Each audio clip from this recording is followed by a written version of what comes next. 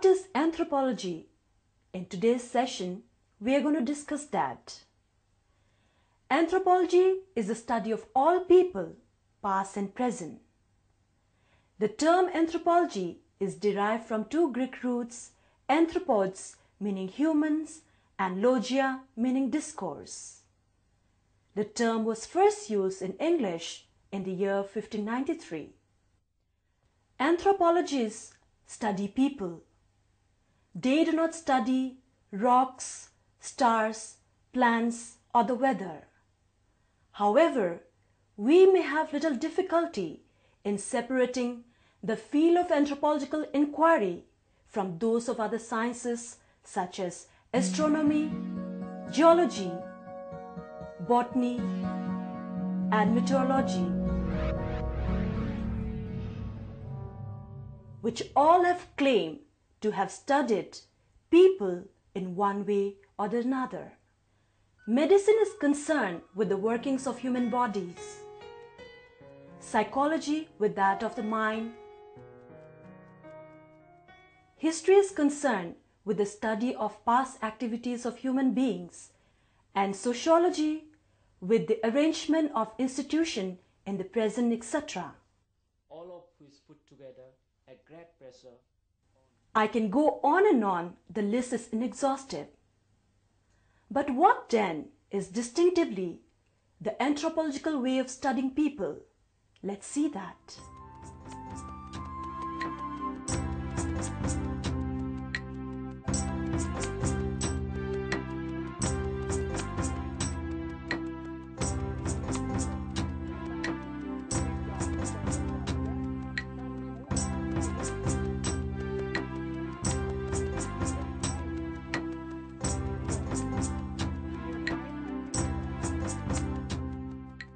Anthropology is a comprehensive study of human development, of change and culture with full view on world's socio-cultural systems. Because of its central emphasis on cultural variation, it clarifies the dynamics of intercultural interaction, communication, and transformation of our biological heritage. What is anthropology's characteristic methodology? Let's see that. Long-term field research creates an understanding of human behavior, which illuminates the interconnectedness and interdependency of diverse types of activities, be it expressive or pragmatic, and secular or sacred.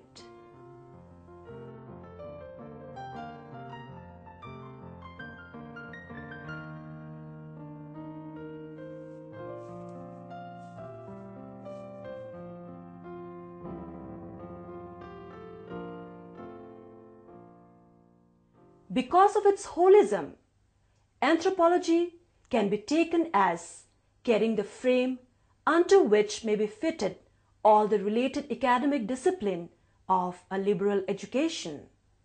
Indeed, the field of anthropological inquiry has been influenced by multidisciplinary approaches integrating humanities with that of natural and social sciences. In turn, historians, psychologists, literary critics, biologists, and many more have regularly drawn on anthropological research and theory. While anthropologists employ social sciences methodology such as survey and natural science methodology such as observation,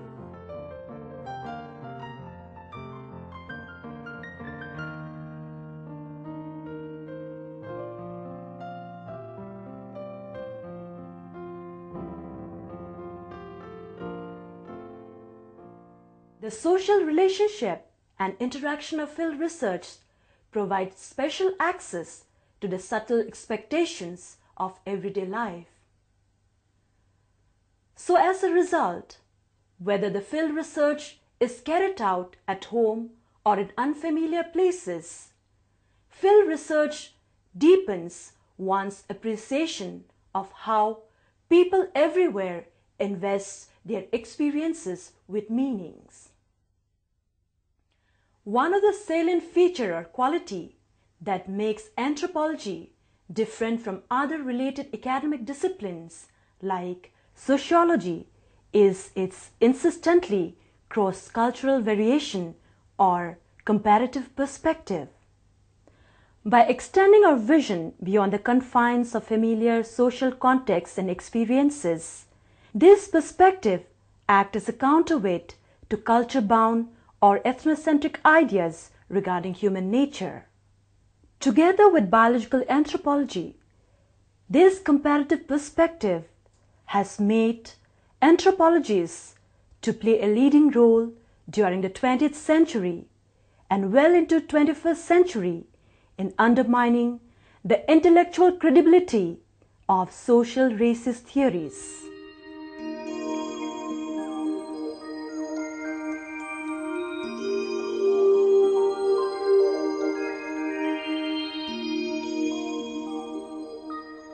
In an ever-shrinking multicultural world, mankind's most difficult problems are at least as frequently as socio-cultural as biological and technical.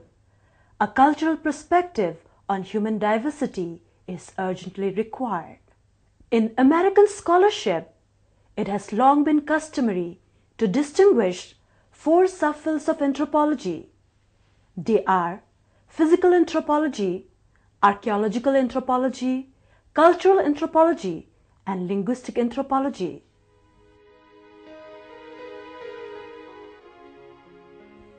The first subfield is physical or biological anthropology.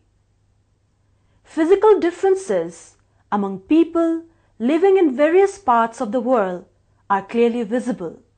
For example, people living in mainland Europe tend to have lighter skin with straight hair, while that of folks living in Africa have darker skin with curlier hair. These are biological differences, and the goal of physical anthropology, or the study of humanity as a biological species, is to understand why and how these differences on human theme came about. Physical differences among people aren't all that anthropology is concerned with, but understanding human variation or genetic differences worldwide and through time is an important field of the study. The subfield is concerned with evolutionary origins and diversity of the species Homo sapiens. Physical anthropology include paleoanthropologists who study fossil, primatologists who study apes and monkeys, and human geneticists. Physical anthropology has its finger in lot of other pies too, from the study of fossil to DNA analysis to documenting and explaining differences in cold and heat tolerance among people and worldwide, study of diseases, population genetics, and dozen of other topics.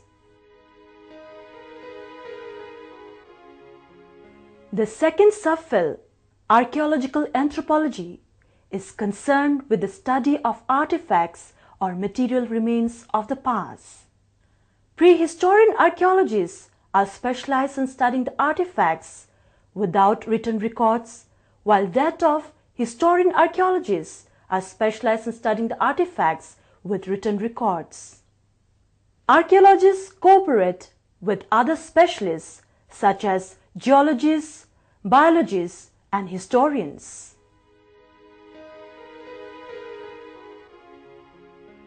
Archaeologists are those people who try to fill in the gap in history by studying the material remains of ancient cultures.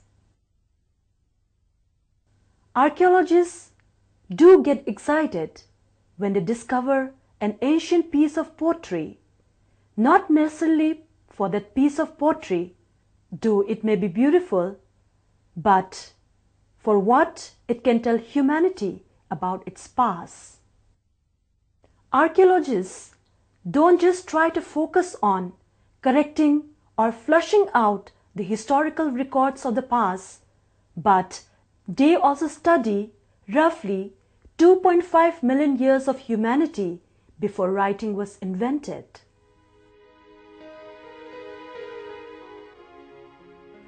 The third subfield, cultural or socio-cultural anthropology, is the study of human lifeways and thoughts, which can be often summed up as culture.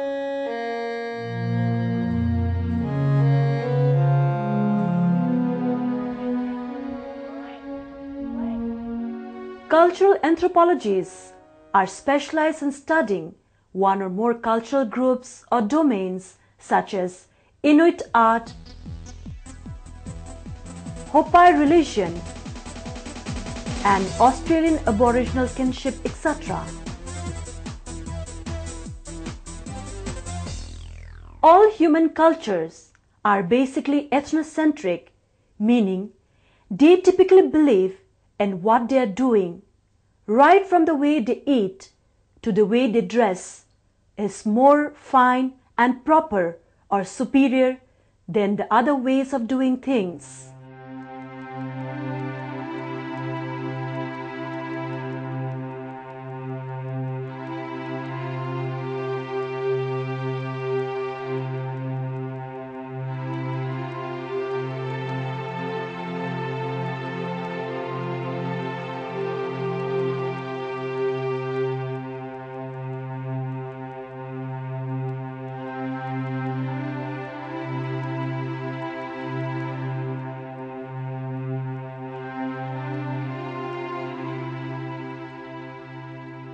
This feeling of superiority can lead and has led to everything from poor intercultural relation to ethnic cleansing. Cultural anthropologies and the knowledge and understanding they generate while studying many different forms of being human can help smooth out intercultural communication. It can help humans understand others' perspective. It also explains why race and ethnicity could be such volatile issues.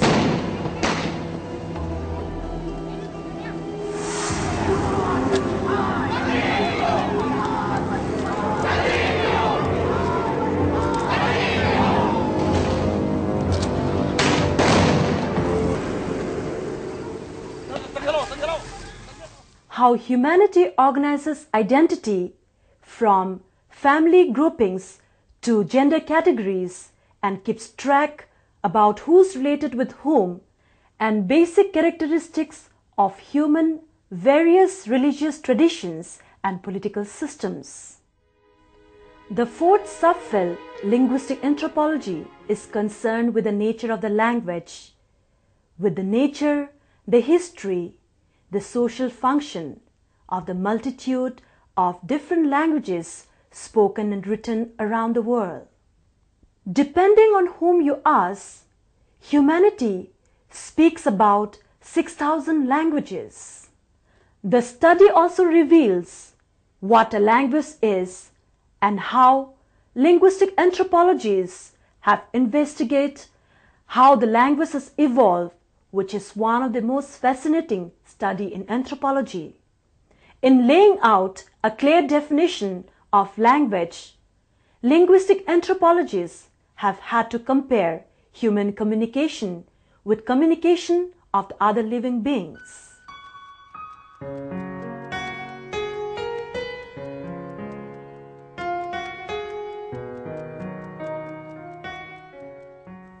All of what they have learned, and from the fascinating study of how human acquires to the layers of meaning seem to be present only in human communication, give humanity a better understanding of how unique and precious language is. In the British tradition, by contrast, there are only three subfields of anthropology. They are physical anthropology, archaeological anthropology, and social rather than cultural anthropology.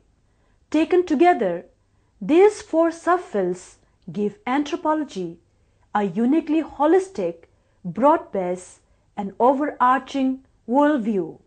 Anthropologists are quick to assert that any statement on human nature must pertain to biological and cultural nature of everybody. In a sense, anthropology can be traced to the earliest antiquity, when humans began to speculate their own origin and diversity. However, as an explicit, defined field of academic inquiry, it is a creation of last 2 centuries of thought of that region of the world which is conventionally known as the West. Western thought is not a monolithic edifice, but a complex interweaving of often opposing currents. And this is not less true of anthropology. Moreover, these currents did not flow in historical vacuum, but rather responded to the dominant moral, political, and economic concerns of the time. Thus, British anthropology developed alongside the growth of the empire. Its preoccupations were fueled by the need of the colonial administration to take the measure of the presumed superiority over the administered nation. In many countries of the continental Europe, the growth of anthropology is linked to the rise of emergent nationalist movements and to the efforts on the part of the adherents of each movement to discover national heritage in the tradition of local people or peasant culture. However, the situation was quite different in North America.